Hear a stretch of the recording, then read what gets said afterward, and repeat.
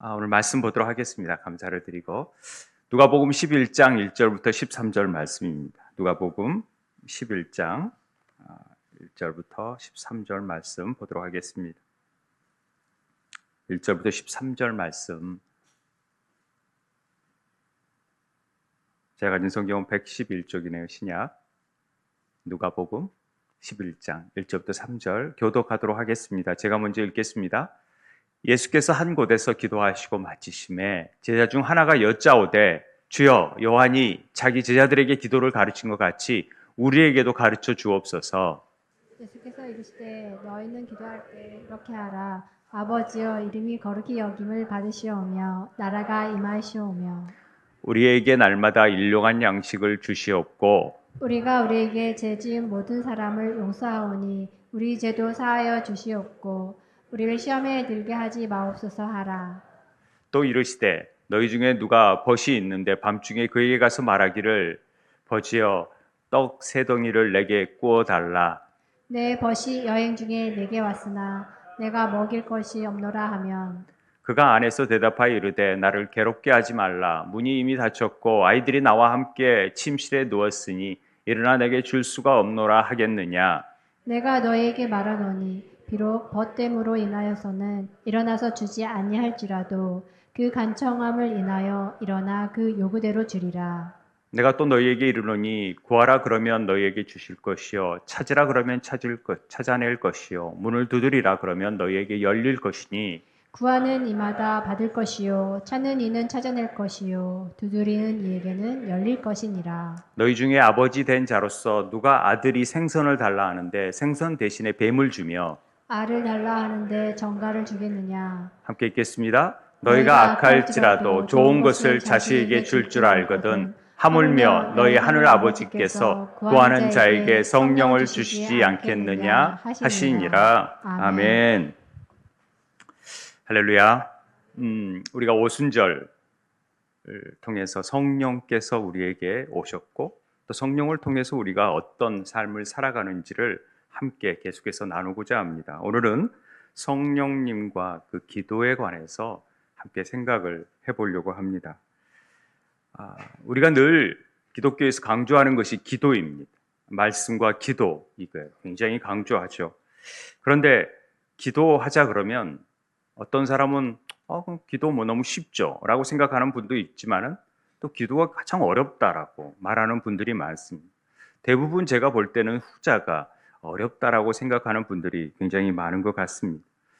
목회자들 만남에서도 기도하라 그러면 서로 안 하겠다고 부담스럽다고 막 그렇게 얘기하는 분들이 많습니다. 그만큼 기도가 부담이 되는가 봅니다. 제가 이제 기도에 관한 책들을 많이 보게 되는데 최근에 읽었던 책이 아마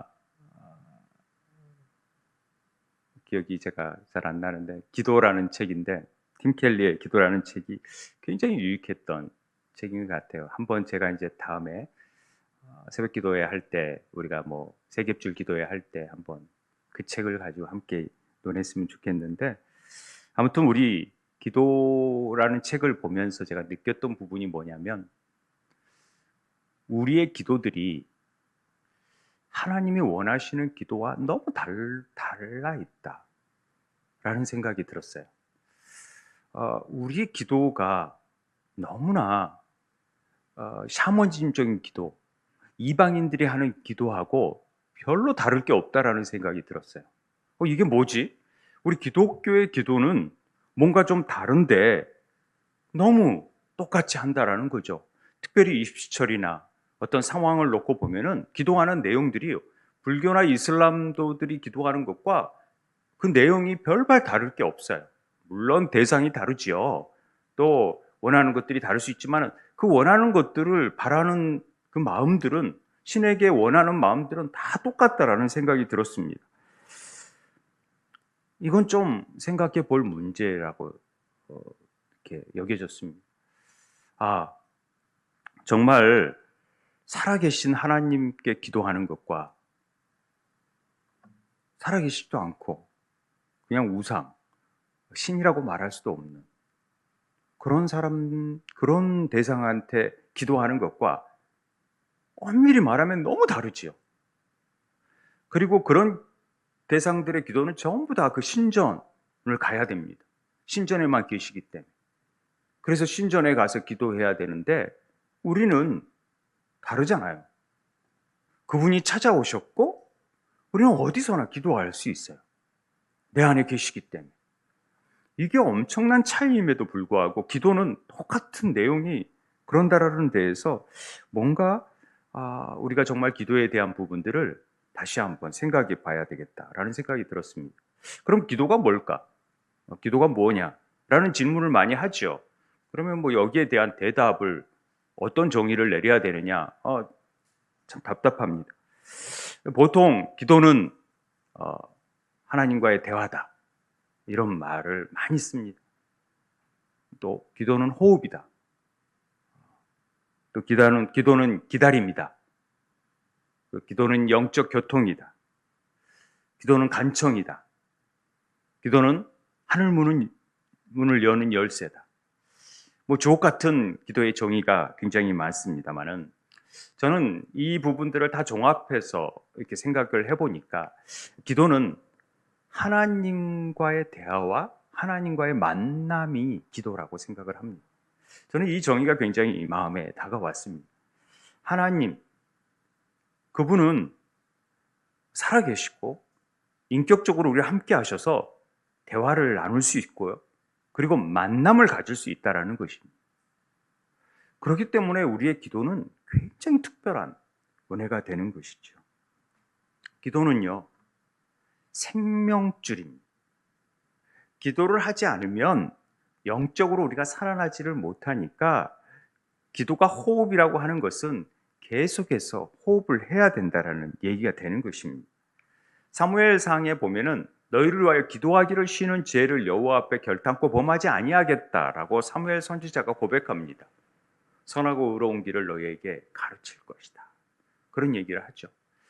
기도하는 쉬는 죄?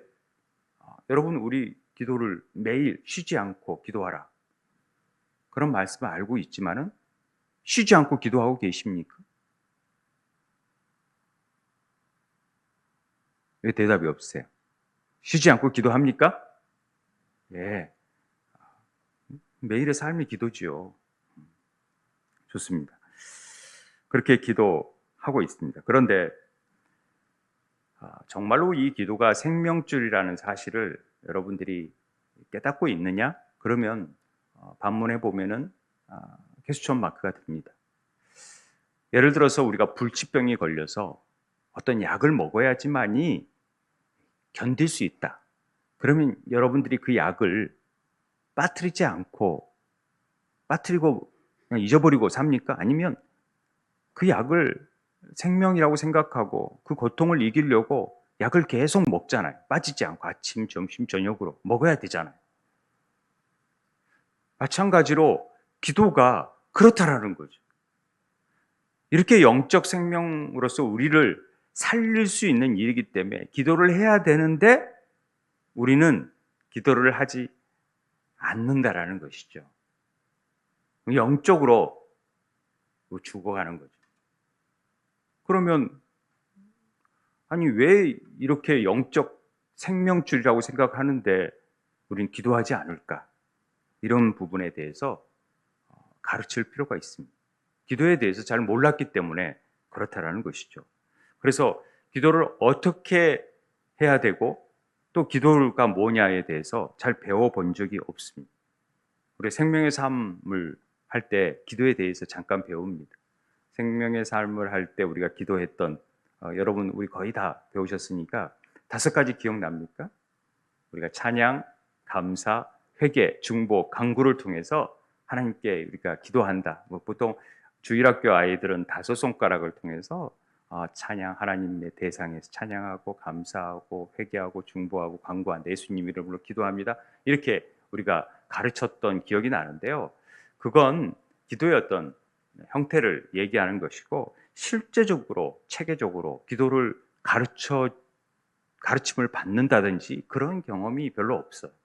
기도 학교라는 게 있고 또 중보기도 학교가 있고 또 저희 같은 경우는 상권부 가운데 기도의 삶이 있습니다만은 그런 걸 통해서 더 깊게 나누지 않으면 그냥 우리는 기도를 아마 이렇게 예배를 드리다가 저렇게 기도하는구나, 대표 기도하는 거 보면은 저렇게 기도하는구나, 이렇게 옆에서 듣고 그렇게 사는 것을 통해서 자연스럽게 기도는 저렇게 하나 보다라고 알았던 것이지 진짜 기도가 뭔지를 잘 모르고 있었다라는 것이죠.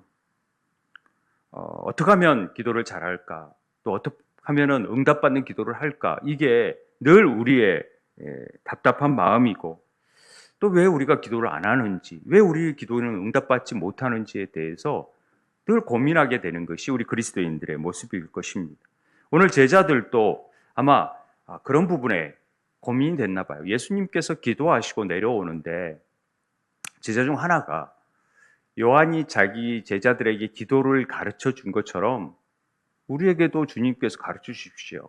그 당시에는 요한의 기도문, 요한이 어떻게 기도해라는 것을 좀 가르쳐 준 게 있었나 봐요. 요한의 기도문이 전승에 의하면은 알려지기도 합니다만은 유대인들은 늘 세 번, 하루에 3번 기도를 했으니까 그 유대인들이 했던 기도문 자체가 뭐 시편 기도도 있었고 또 그걸 예수님도 그대로 해왔던 기도가 있는데도 예수님은 야 그렇게 해 지금까지 해온 대로 해 그렇게 말하지 아니하시고 또 너 지금도 기도를 어떻게 하는지도 몰랐어 라고 핀잔을 주시지도 않으시고 그래 이걸 잘 말하였다 내가 너를 가르쳐 주마 하고 기도할 때는 이렇게 하라 라고 가르쳐 주신 게 우리가 잘 아는 주기도문. 이 주기도문은요, 놀라운 기도문. 예수님께서 우리에게 가르쳐 주신 기도기 때문에 그렇습니다. 기도의 표본이라 할 수 있고 가장 좋은 기도문 하면은 이 주기도문을 꼽을 수 있습니다. 근데 우리는 이 주기도문을 어떻게 인식을 했냐면은 모르겠어요. 저 같은 경우는 세례 받기 전에 반드시 외워야 되는 주기도문 사도행전. 예전에는 우리 받을 때 세례 받을 때는 반드시 외워야 됐거든요. 십계명이라. 그래서 외워야 됐던 것으로 주기도문. 그리고 또 주기도문을 해야 되는 이유는 어떤 집회를 우리가 소그룹 모임을 마칠 때 반드시 우리 주기도문으로 패하겠습니다.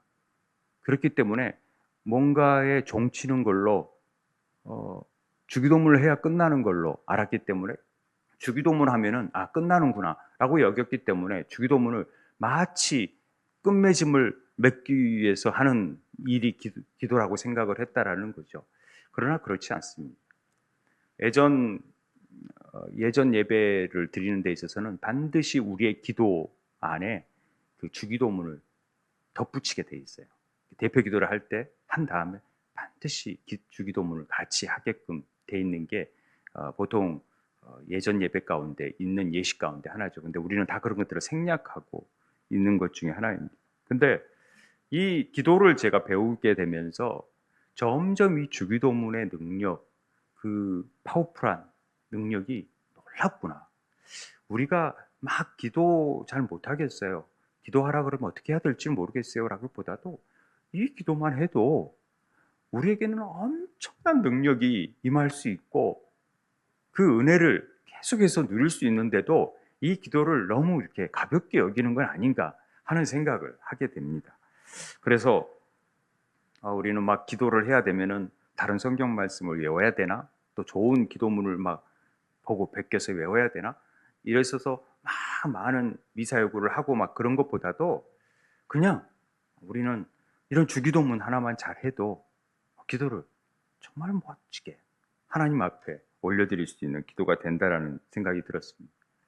제 기억에 제가 신학을 하면서 한 권사님이 주기도문 100분만 해봐라.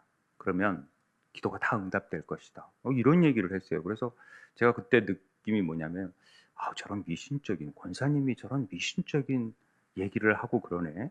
아니 100번 한다고 뭐 응답되고 그 200번 한다고 응답되고 뭐 108번 기도하면은 뭐 이루어지고 뭐 이런 그런 아주 미신적인 생각을 가지고 있네. 이런 생각을 했는데 제가 그 기도를 배우기 시작하면서부터 이게 얼마나 무식한 얘기인가. 물론 기도가 막 100번 해서 이루어진다는 차원이 아니라 반복하면 반복할수록 주님이 우리에게 주시는 풍성한 은혜가 있어요. 그걸 통해서 우리의 생각보다도 하나님의 뜻이 무엇인가를 알아갈 수 있고, 반복을 통해서 주님의 마음을 알아갈 수 있는 마음이 되어지기 때문에 반복하는 것이지, 우리가 찬양을 곡조 있는 기도라고 얘기하는데 찬양을 막 하면 할수록 어느 순간에 이 찬양 속에서 온전히 하나님께 높임을 받게 되는 일들이 있잖아요. 그래서 우리가 찬양을 계속 반복해서 찬양을 하는데, 이 어떤 경우에 있어서 기도는 이 기도문을 반복하는 일을 어색해하고 하는 경우가 있더라고요. 제가 그래서 요즘 다시 지금 정리하고 있는 부분이 보혈기도, 시편기도, 또 예수기도, 또 여러 가지 성령기도, 뭐 제사장기도, 이런 기도를 다시 적어가지고 큰 글자로 적어서 좀 크게 제가 파일을 만들어가지고 저기 놔두려고 그래요. 그래서 오셔서 그것만 읽으면 자연스럽게 기도하면서 하나님 마음을 알 수 있도록, 또 깊은 기도로 들어갈 수 있도록 만드는, 지금 책을 이렇게 제가 편집을 하고 있는데 시간이 없어서 자꾸 늦어지는데, 조만간에 빨리 해서 하반기부터는 이렇게 평일에 나오셔서 그것만 보고 기도할 수 있도록 만들려고 합니다. 카톨릭에요. 이게 제가 처음에 오해를 했던 부분이 있는데, 이런 뭐 염준지, 묵준지 이걸 막 걸고 다니면 저게 뭐지? 왜 저런 걸 걸고 다니지? 약간의 좀 카톨릭이 이단스러운 느낌이 들잖아요. 그런데 반지도 이게 돌기가 있어서 저게 뭔지를 몰랐는데, 나중에 보니까 그게 그 마디마디 하나하나가 하나님 말씀 기도, 예수 기도든 제사장 기도든 또 주기도문든, 주기도문을 하나씩 하면서 묵주를 하나씩 하면서 10번 했구나. 할 때마다 이거 하다 보면은 몇 번 했는지를 모르는데 10번 했구나. 또 하면서 10번 했구나. 10번째 다 이렇게 더 두껍게 돼 있거든요. 좀 크게 돼 있고. 그런 차이가 나서 그걸 통해서 이렇게 하게끔 돼 있어요. 그래서 반지도 이렇게 보면서 돌리면서 이게 되는 거죠. 마치 뭐 이것도 절에서도 이런 거 막 염주 메고 막 하면서 108번 하고, 굉장히 이렇게 누가 본다는지 모르겠지만 이런 어떤 영적인 부분에 있어서 반복을 통하여서 하나님을 더 깊이 알고 자기 신에게 나아가려고 하는 그런 마음들이 있다라는 것을 깨닫게 되었지요. 자고한 이 주기도문은요, 하나님 나라의 복음이 갖는 변형력이 폭발적으로 나올 수 있는 기도가 이 주기도문이에요. 주님이 가르치신 기도예요. 그런데 이런 기도를 잘 우리 것으로 되지 못하고 그것들이 주는 참된 의미들을 놓쳐버리는 경향이 많아서 마치 그냥 주기도문을 그 본질을 잃어버리는 한국교회가 되지 않았나, 이런 생각이 들기도 했습니다. 아무튼 주기도문, 예수기도, 보혈기도, 시편기도, 지상기도, 대화식기도, 말씀기도, 이런 것들을 통해서 하나님 마음을 더 하나님 마음이 어떠한지를 깨달아가고 성령님께서 기뻐하시는 기도가 뭔가를 조금씩 알아가게 된다라는 것이지요. 그래서 예전에는 이런 뭐 기도문을 가지고 기도한다라는 것 자체가 우리에게는 익숙치 않잖아요. 왜냐하면 우리는 그냥 혼자 성령께서 가르쳐 줄 대로 기도한다든지 그래야 영적으로 굉장히 깨어 있다라고 생각을 하고 영적인 능력이 더 있다라고 생각을 해요. 그리고 막 그렇게 기도해야 되는 것이지, 어떻게 기도문을 보고 기도하고 눈 떠가면서 말씀을 보면서 기도한다라는 것이 굉장히 어색하게 여겼지만은요, 전혀 그렇지 않다라는 것이죠. 우리가 그렇게 배워온 환경이 그렇지 못했기 때문에 그런 건데, 이런 기도를 통해서 더 깊게, 또 우리가 온전하게, 우리는 기도하는 방법을 몰라요. 절대 기도를 하지 못해요. 우리는요, 어떻게 우리가 마땅히 기도할 바를 알지 못한다고 되어 있어요. 그래서 성령께서 오셔서 말할 수 없는 탄식으로 우리를 위해서 친히 간구하실 수밖에 없는 거예요. 왜? 기도할지 모르니까. 맨날 하는 기도가 우리를 위한 기도니까. 그렇다라는 거죠. 그래서 제가 우리를 위한 요청의 기도가 잘못됐다는 건 아닙니다. 반드시 모든 기도는 할 수 있어요. 요청에서부터 시작이 되는 거니까. 필립 안시의 기도라는 책을 보면요. 기도의 3단계가 나와요. 첫 번째가 어린아이처럼 요청한다라는 거죠. 예수님도 이런 어린아이 같이 요청하는 기도에 간구에 귀를 기울이신다라는 것을 잘 압니다. 그런데 이 어린아이처럼 막 요구할 수 있는 기도가 있습니다만은 점점 이 하나님과 동행하고 하나님의 뜻을 알게 되면은 초점을 하나님께 맞추게 돼요. 이게 묵상하면서 그렇게 돼요. 이 묵상이라는 것은 하나님이 어떤 분이신지, 왜 내가 기도하는지, 왜 기도하게 하시는지, 왜 이 자리에 앉게 하시는지, 이걸 통해서 점점 읊조리고 하나님 말씀을 읊조리는 가운데 하나님께 초점이 맞춰지기 시작하면서 하나님과 동행하는 단계에 이르게 된다라는 것이죠. 그게 이제 기도가 깊어진다라는 뜻입니다. 그리고 세 번째 필립 안시가 쓴 거에 보면은 하나님 뜻에 맞추는 기도를 이제는 하게 된다라는 거죠. 그제서야 비로소.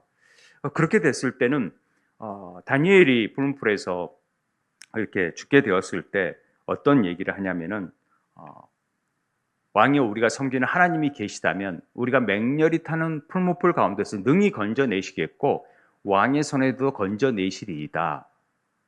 그렇게 하지 아니하실지라도.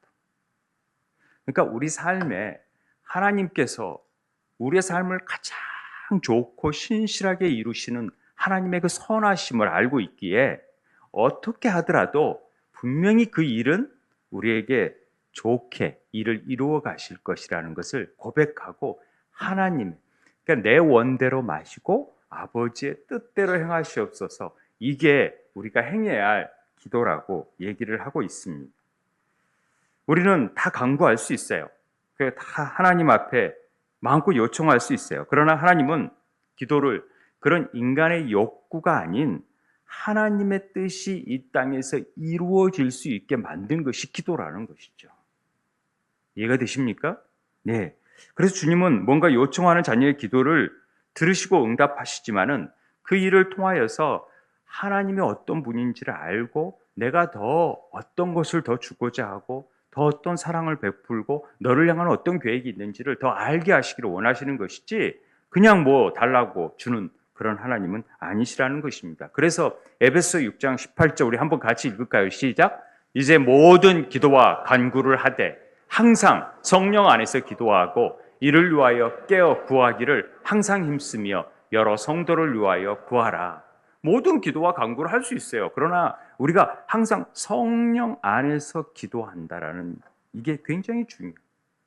성령 안에서 기도한다라는 게 과연 뭔지 우리가 알아야 되죠. 이 성령 안에서 기도한다라는 것은 어떻게 보면은 선한 목자의 유기성 목사님은 십자가를 통과한 기도다 이렇게 표현합니다. 그러니까 십자가 안에서 내가 죽었다라는 거죠. 그리고 내 안에 사시는 이가 그리스도니까 우리가 죽었어요. 우리가 죽었으면 죽은 자가 뭔 요구할 게 있어요? 죽은 자가. 그러나 그리스도께서 원하는 뜻을 행하면 나머지 것은 다 이루어 주세요. 먼저 그 나라와 그를 구하면 하나님이 다 나머지 것을 이루어 주시잖아요. 그래서 성령 안에서 기도하는 것이 굉장히 중요하다는 얘기를 합니다. 우리는 응답받는 기도를 원해요. 그런데 하나님의 말씀은 반드시 응답되어지는 줄 믿습니다. 정말 그렇게 믿으세요? 기도가 다 응답되는 줄 믿으세요? 네. 이 응답되어진다라는 표현에 있어서 어떻게 해석하느냐에 따라 달라질 수 있어요. 기도는 하나님이 들어주시는 응답을 응답으로 보는 예스형을 응답으로만 보는 사람들이 있는가 하면은 거절하는 것도 응답이라고 보는 사람이 있어요. 어쩔 때 거절하는 No! 하나님은 그건 너에게 필요치 않아. 그걸 너 주면은 큰일 나. 그렇기 때문에 내가 안 돼. 라고 말하는 것도 응답이죠. 그렇지 않나요? 예. 그리고 하나님이 잠깐 기다려. 아직은 네가 좀 그걸 이루기에는 아직 때가 안 찼어. 그래서 그 때를 차기 위해서 조금만 더 기다려. wait. 이런 형이 있다라는 거죠. 이게 다 기도의 응답이 되는 건데 우리는 들어주시는 응답에만 yes만 응답이라고 생각하는 경우가 많잖아요. 보통 응답받는 기도를 그래서 믿음의 기도라 이렇게 표현을 합니다. 그렇지 않아요? 믿음의 기도. 그래서 마가복음의 11장 24절 같이 한번 읽을까요? 시작. 그러므로 내가 너희에게 말하노니 무엇이든지 기도하고 구하는 것은 받은 줄로 믿으라. 그리하면 너희에게 그대로 되리라. 아멘. 여러분, 기도하고 다 믿죠? 될 줄로 믿죠?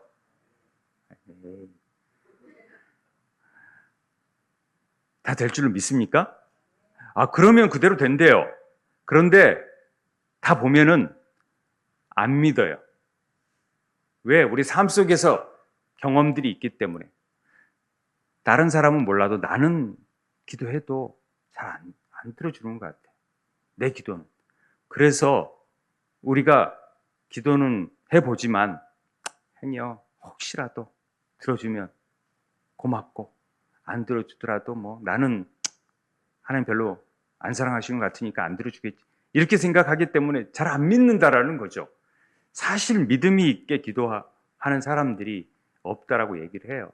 그런데 믿음이 있지만 하나님이 아까 말한 대로 더디할 수 있고 또 노할 수 있다라는 것도 우리가 알아야 됩니다. 우리 간혹 좀 자기의 빚이 있거나 또 경제적 어려움이 있으면 로또라도 사가지고 하나님 정말 이거 마지막 제가 카드가 이거밖에 없는데 로또라도 당첨되게 해주십시오. 그리고 저는 믿습니다. 이렇게 될 줄 믿습니다라고 기도를 했는데 하나님의 응답은 No. 그래서 제가 우스갯소리로 하나님 진짜 당신을 사랑하시는 거다. 만약에 로또가 됐다라면 당신이 정말 하나님이 사랑하시는지 하나님께 구원받은지를 한 번 더 체크해 봐야 됩니다. 오히려 더 안 된 게 그것이 하나님 사랑하는 것 아닌가? 이런 우스갯소리를 했습니다만 사실 우리 삶에 그런 경우가 참 많습니다. 우리는 우리가 생각했던 기도의 응답을 가지고 있어요. 그래서 그거 안 이루어지면 하나님이 별로 마음에 안 드는 거예요. 그러나 더 큰 응답을 주시고 더 놀랍게 역사하시는데도 그걸 기대치 않아요. 그리고 내가 원하는 이것만 해달라고. 1,000원만. 난 1,000원이 필요한데 1,000원만 안 주시면 하나님 우리 아버지 아닌 것 같아. 그런 마음을 갖는 경우가 참 많죠. 우리 백민선 집사님이 그 삶 속에서 얘기했지만 암을 우연찮게 발견을 한 거예요. 그 발견할 수가 잘 없는데 교통사고가 난 거예요.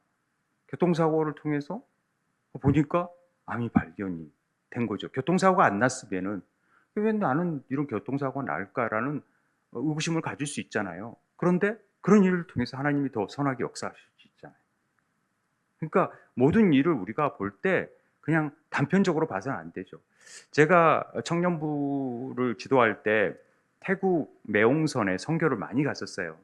막 1년에 서너 번도 가고 막 그래서 그 매옹선 선교를 했는데 매옹선에 그 선교사님이 매옹선이란 지역이 치앙마이 위에서 1시간을 비행기를 타고 또 가야 돼요. 그러니까 라오스와 미얀마 국경지대에 있어서 마약이 많은 거래가 심한 지역이고 그 매옹선 지역이 태국이라고 하기에는 막 다른 산지족들이 많이 들어와 있기 때문에 태국인지 라오스인지 뭐 이렇게 모를 정도예요.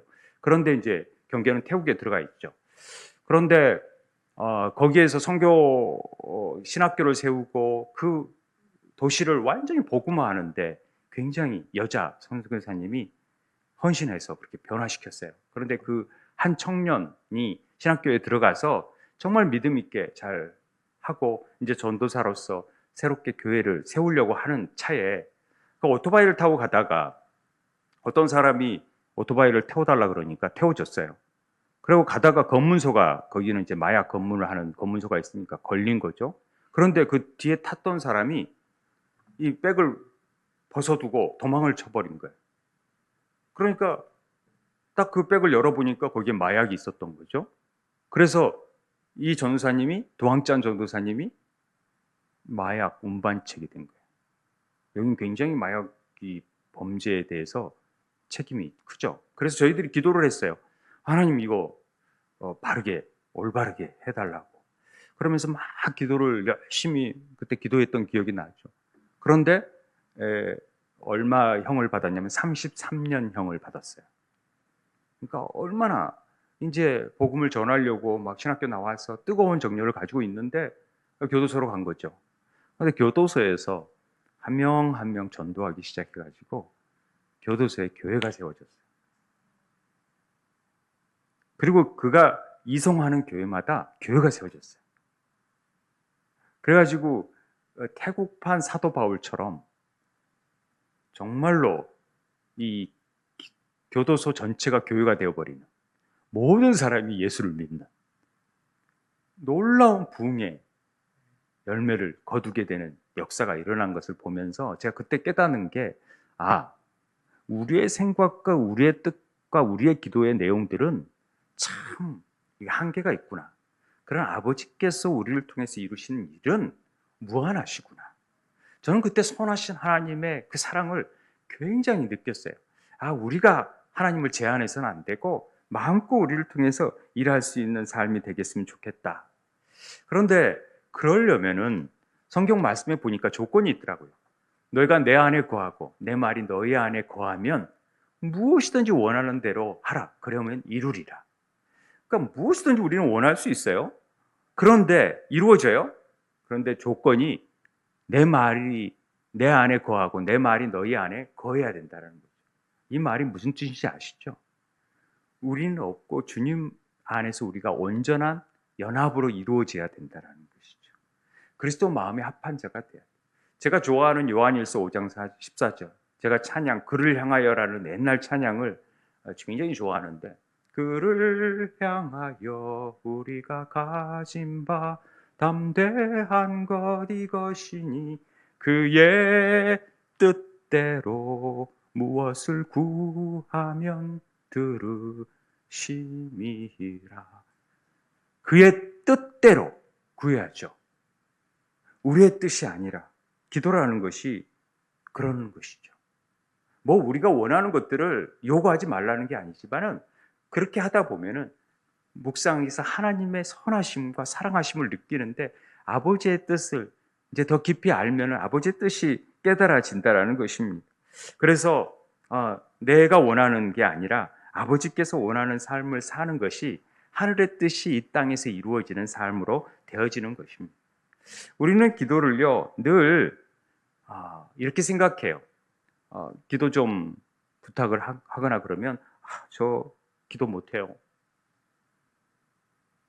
제가 좀 말주변이 없어서 기도도 못해요. 유창하게 못해요. 이런 뜻이 많이 있어요. 기도 못한다라는 것은 길게 못해요, 또 유창하게 못해요 라는 말이 포함되어 있어요. 그런데 하나님은 마음의 중심을 보시는 분이세요. 아시죠? 우리 다 같이 마태복음에 보면은 이런 부분이 있어요. 한번 읽어볼까요? 시작. 또 기도할 때 이방과 같이 중언부언하지 말라. 그들은 말을 많이 하여야 들으실 줄 생각하느니라. 그러므로 그들을 본받지 말라. 구하기 전에 너에게 있어야 할 것을 하나님 너희 아버지께서 아시느니라. 그러므로 너희는 이렇게 기도하라. 하늘에 계신 우리 아버지여, 이름이 거룩히 여김을 받으시고. 이게 마태복음에서, 누가복음에서 말고 병행구절로 나온 앞부분인데, 이방인들은 어떻게 기도하냐면요, 말을 많이 해야 들으실 줄 안다는 거죠. 그러니까 우리의 그 기도의 관념 안에는 기도를 1시간 했냐 2시간 했냐에 따라서 그 사람이 기도를 잘한다 못하는다에 이게 인이 박혀져 있어요. 그래서 그렇게 하면 된다. 그러나 하나님은요 우리의 마음을 다 알고 계세요. 그래서 우리가 말을 못하는 것, 말을 못해도, 유창하게 못해도 아무런 생각하지 않으세요. 그냥 하나님 앞에 나아가서 아버지 해도 그 마음을 왜 모르시겠어요? 그러면 끝이에요. 아버지 하고 그냥 눈물 쭉 흘려도 하나님이 다 아시고. 그게 멋진 기도죠. 뭘 막 하고 보다도 그냥 그러면서 그 아버지께서, 성령께서 어떻게 우리를 위로하시는지 그 경험하면 되는 것이죠. 그래서 빌립보서 2장에 너희 안에서 행하시는 이는 하나님이시니 자기의 기쁘신 뜻을 위하여 너희에게 소원을 두고 행하시. 하나님께서는 우리 안에 소원을 두고 그 일을 이루시고자 막 우리를 채근하세요. 그래서 주님의 뜻을 따라서 살 수 있도록 만드시는 거죠. 그래서 내가 뭐 하나님 뭐 해주세요 뭐 이렇게 하는 기도에서 하나님을 위해서 뭘 내가 할까 이런 기도로 바뀌어지는 거죠. 하나님이 원하시는 소원이 뭘? 날 위해서 왜 나를 이렇게 이 장소로 보내시고 내가 왜 이 일을 하게 하시는지 뭔가 하나님의 소원이 있다라는 거죠. 그게 부르심의 소망이. 그 부르심의 소망을 어떻게 이루어 드릴까를 고민하는 것이 우리 그리스도인의 삶이죠. 그리고 그게 기도해야 되는 것이죠. 아버지의 뜻을 알아가는 것이. 그게 우리의 삶에 초점을 맞추는 것입니다. 그래야 하나님을 더 묵상하게 되는 것이죠. 그래서 내 기도하지 말고 하나님 뜻이 내 삶에 어떻게 이루어지는지를 우리는 알고 기도해야 돼요. 우리는요, 아버지의 뜻을 전혀 알 수가 없어요. 어떻게 우리가 아버지의 뜻을 알아요? 우리 같이 무지한 자들이. 그런데 우리는 기도하라고 하잖아요. 그거 모르니까 어떻게 해요? 말씀을 붙들 수밖에 없어요. 아버지의 뜻이 잘 나타나 있는 것은 말씀이기 때문에, 말씀이 하나님이시기 때문에, 그래서 말씀을 놓고 기도하는 거예요. 그래서 우리가 말씀 기도하는 거예요. 시편 기도하는 거예요. 보혈 기도하는 거예요. 보혈 기도가 다 말씀을 놓고 그대로 선포된 대로 이루어질 거라고 믿고 기도하는 것이기 때문에 그래요.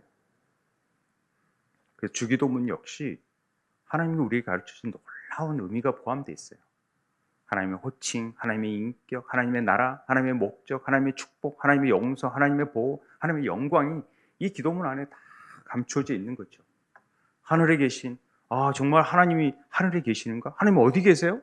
정말 하늘에 계십니까? 하늘이 어디입니까?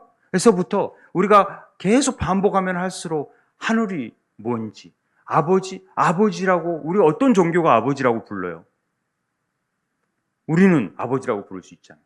그럼 아버지가 뭔지, 아버지의 의미가 뭔지, 그 이름이 뭔지, 그 거룩히 여기신다라는 게 뭔지에 대해서 물어보게 되잖아요. 거룩함이 뭔지, 그리고 그 나라가 뭔지, 그 나라가 어떻게 임하는지, 그리고 그 뜻이 우리 삶 속에서 어떻게 이루어지는지 이걸 가르쳐 주세요. 일용할 양식 주세요. 이러면서 우리의 삶 속에서 자꾸만 그 제가 죄 지은 자가 있다면 용서해 주시고, 우리 용서해 줬는데 저는 누구를 용서 못하고 있습니까? 기도하게 되고 하나님께 영광 돌리는 삶을 살아야 되는 우리 이런 기도를 쭉 하는데 이 기도를 우습게 보면 안 돼요. 그래서 주기도문으로 기도하는 방식이 있거든요. 그래서 그것들을 다 적어놨으니까 다음에 보시면 그것대로 읽으면 주기도문 기도를 하게 되는 거, 보혈 기도를 하게 되는 거, 이렇게 되는 것입니다. 하나님의 선하심을 알게 되면요, 우리 마음이 편해져요. 하나님이 기가 막히게 우리 삶을 인도하실 걸 믿으면 우리가 되어지는 일이 일비하지 않아요. 하나님이 나를 더 멋지게 하려고 지금 이런 일들을 겪게 하시는구나. 지금 왜 다리를 부러뜨리게 하시지? 왜 팔을 부러뜨리게 하시지? 왜 내 삶에 이런 어려운 문제가 닥치지? 왜? 하나님이 더 좋은 걸 주시기 위해서. 그런 거 아니에요? 제가 이제 예수기도 우리 설명하잖아요. 예수기도 다 아시죠? 우리 교인들은 뭐 예수기도 압니다만 수도사들은요 하루 종일 이 기도만 하는 것이죠. 이 기도 안에 하나님의 아들 주 예수 그리스도시여 이 죄인을 긍휼히 여겨 주십시오. 이 기도가 하나님의 이름이 거룩히 드러나게 만들고, 그러면서 그 이름을 부르면 하나님과 직접적으로 만나게 되는 복을 누리게 된다라고 생각을 했었어요. 그래서 이 기도를 하는 순간 우리의 삶 속에서 하나님의 역사하심을 경험했던 경험들이 예수 기도라는 책에 보면 굉장히 나와 있어요. 한번 읽어보시면 예수 기도라는 책이 이만한 두꺼운 책들이 있어요. 초대교회에서부터 이 기도는 늘 해왔던 기도예요. 해보시면 굉장히 능력이 있어요. 우리가 죄인이구나. 우리가 긍휼하심을 잊지 않으면 도저히 살아갈 수 없는 존재구나. 그런데 우리가 교만했고, 우리가 용서하지 못했고, 우리가 죄인인데, 그런데 그 하나님의 아들의 그 예수 그리스도의 그 사랑을 덧입어서 우리가 이 자리에 있구나. 이렇게 생각하면서 이 기도를 하게 되는 것이죠. 그래서 이 주기도문, 예수기도 여러 가지 기도들을 통하여서 우리는 강구를 할 수 있게 되는 거죠. 그래서 9절에 보면은 내가 또 너희에게 이르니 구하라 그러면 너희에게 주실 것이요 찾으라 그러면 찾을 것이요 문을 두드리라 그러면 너희에게 열릴 것이라. 구하는 이마다 받을 것이요 찾는 이 찾아낼 것이요 두드리는 이에게 열릴 것이요. 우리가 구하라 찾으라 두드리라 어렸을 때부터 너무 많이 들었던 말씀 아닙니까? 기도하면은 늘 이런 얘기를 들었죠. 그럼 뭘 구해야 되고 뭘 찾아야 되는지를 우리가 알아야 되는 것이죠. 내가 원하는 것, 내가 기뻐하는 것, 내가 필요한 것들을 찾는 건가? 그것들을 두드리는 것인가? 아니라는 것이죠. 오늘 그러면서 그 뒷 얘기가 바로 뭐냐면은 바로 이 얘기를 하세요. 너희 중에 아버지 된 자로서 누가 아들이 생선을 달라는데 뱀을 주고 알을 달라는데 정갈을 주겠느냐? 이런 아버지 있느냐? 이런 아버지 있어요. 육신의 아버지들은 잘못된 걸 줄 수 있지만 하늘 아버지, 일반적으로 생각할 때 그런 아버지, 악한 자라도 좋은 걸 자식에게 주려고 그래요. 제가요, 할아버지가 돼 보니까 하나님의 사랑은 할아버지다. 제가 이렇게 정의하고 싶어요. 마음껏 막 주고 싶고 보고 싶고 막 이 아버지하고는 좀 다른 할아버지의 사랑은 더 놀라운 사랑 같아요. 이게 막 주고 싶고 막 베푸고 싶고 그냥 다 이쁜 거죠. 그래서 버릇없이 된다고 막 그러잖아요.